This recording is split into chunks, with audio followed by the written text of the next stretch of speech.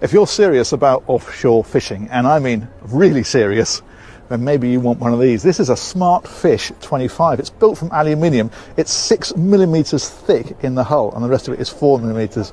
It is absolutely super, super tough and designed to go offshore, irrespective of the weather, and just get out there and go fishing.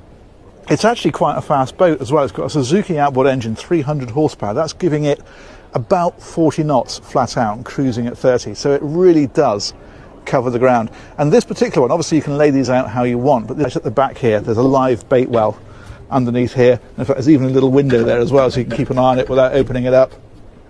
These are rod holders dotted around the place, so you've got plenty of places to put your fishing rods.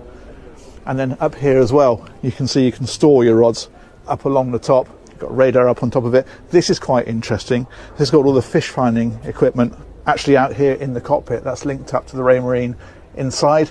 So you've got that you can refer to while you're out here. It's got a non-slip floor on it.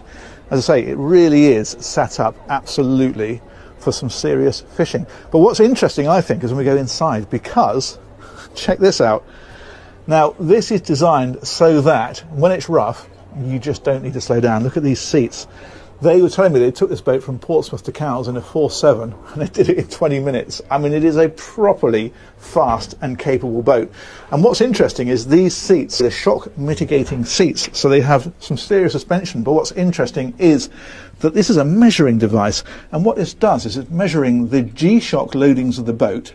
It's also measuring the G-shock loadings of the seat, and it's putting those up on the display up here. You can see it. Whilst it's green, all is well. If it starts going orange, then you're starting to get close to the limits of what's comfortable for people on board. You get up into the red, you need to start slowing down. So basically, it's monitoring all the time how much shock it's putting through the crew and whether that's safe. And so that when you're driving the boat, you can keep the speed up, but you know if things are starting to get a little bit uncomfortable in terms of sort of physical health, that lets you know. There's seats back here as well, and they're on both sides. And then in the floor you can see these traps. These are just down to the hull and fittings, like the transducers, for example, you can see there through the hull. And all that kind of thing.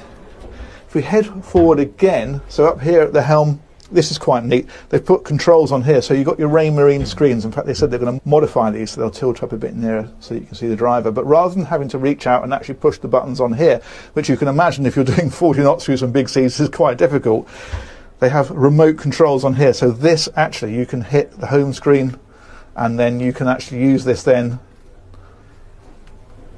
there we go, to actually control the screen that's up there.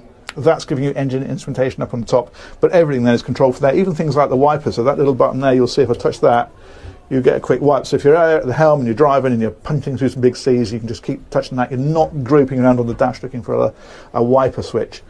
You've got sliding windows, so you can get plenty of air into here.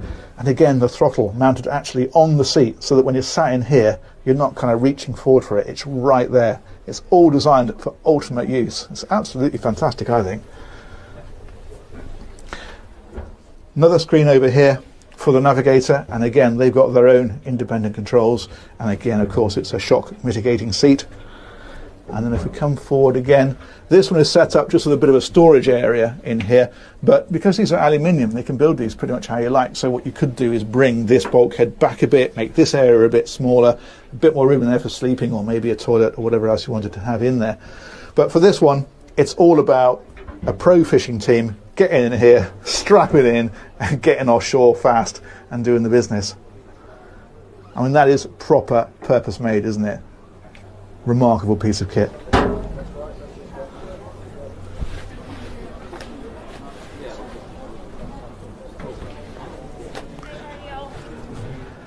So there you go, that is the Smart Fish 25. I'll put a link to these guys in the description, and if you're interested in some ultimate fishing, check them out. As ever, huge thanks to you guys for watching, and we'll catch you on another one of these very soon. Take care, bye bye.